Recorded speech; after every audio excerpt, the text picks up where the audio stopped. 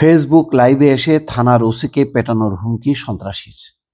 শিরোনাম দেখে নিশ্চয়ই বুঝতে পারছেন দর্শক, পরিস্থিতি কত অবনতি হয়েছে। অকল্পনীয় ঘটনা। মানে এত দুঃসাহস আগে কখনো দেখানো যায়নি যে লাইভে এসে ওসিকে পেটাবে। তার মানে পুরো এটা শুধু আমি মনে করি একটা ওসি না, সমস্ত পুলিশ বাহিনীর জন্য একটা থ্রেট এবং চ্যালেঞ্জ। চট্টগ্রামে ফেসবুক লাইভে এসে থানার এক ভারপ্রাপ্ত কর্মকর্তা ওসিকে পেটানোর হুমকি দিয়েছেন সন্ত্রাসী সাজ্জাদ হোসেন। মঙ্গলবার রাত 10টা 39 নিজের ফেসবুকে লাইভে নগর পুলিশের বায়েজিদ বোস্তামি থানার ওসি আরিফ হোসেনকে এই হুমকি দেন তিনি। লাইভে তিনি কোনো অবস্থাতেই তার হাত থেকে ওসি বাঁচতে পারবে না বলে হুঁশিয়ারি দেন। 2 মিনিট 27 সেকেন্ডের ওই লাইভে ওসিকে অশ্লীল ভাষায় গালাগালও করেন। এই ঘটনায় ওসি বাদী হয়ে গতকাল রাতে থানায় সাধারণ ডায়েরি করেছেন। সাধারণ মানুষ করে, এখন ওসিকে ডায়েরি করতে হচ্ছে তার জীবনের নিরাপত্তা চেয়ে। দর্শক বোঝেন অবস্থা। সাজ্জাদ হোসেন বিদেশে পলাতক শিবির ক্যাডার হিসেবে পরিচিত আরেক সন্ত্রাসী সাজ্জাদ আলীর অনুসারী। অপরাধ জগতে পা রেখে দিন দিন বেপরোয়া হয়ে ওঠেন সাজ্জাদ। তার বিরুদ্ধে হত্যা, অস্ত্র, চাঁদাবাজির 10টি মামলা রয়েছে।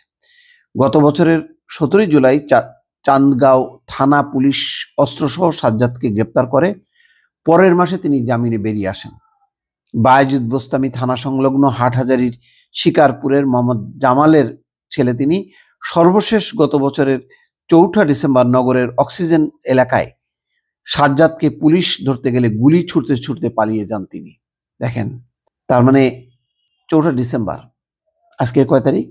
ডিসেম্বরের শেষ প্রান্ত। এতদিনে যে এই ঘটনা ঘটায় পার পেয়ে যায়, যে গ্রেপ্তার হয় না, সে তো সেরকমই করবে। সমস্যাটা কোথায়? এটা এখন খুঁজে বের করা দরকার। প্রশাসন যদি এত শিথিল হয়, আইন শৃঙ্খলা রক্ষাকারী বাহিনী যেখানে সেনাবাহিনী এখন আছে সাথে, তারপরে যদি এই পরিস্থিতি হয়, তারপরে সেনাবাহিনী যখন থাকবে না তখন কি হবে?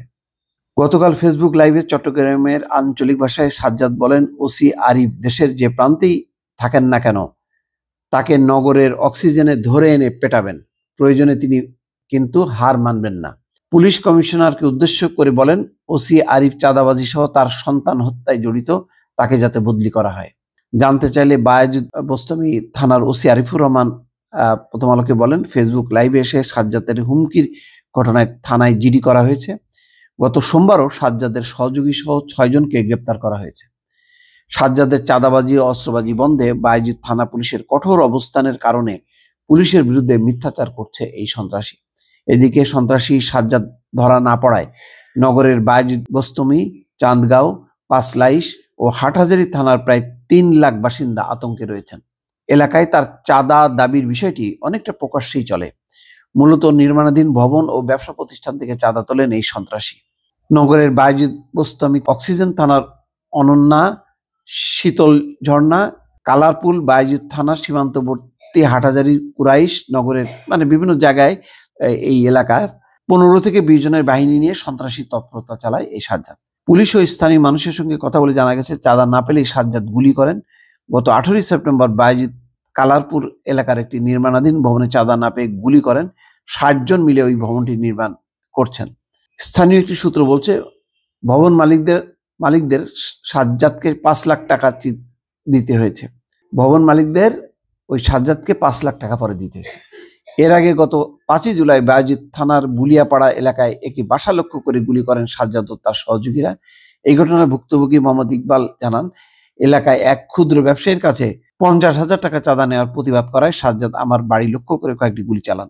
এই ঘটনায় ইকবাল বাদী হয়ে বায়েজিদ বোস্তামি থানায় মামলা করেন। চাঁদা না পেয়ে গত বছর 27 অক্টোবর নগরের চাঁদগাঁও হাজির পুল এলাকায় মোহাম্মদ হাসান নামের এক ঠিকাদারের বাসা লক্ষ্য করেও গুলি করেন এই সাজ্জাদ।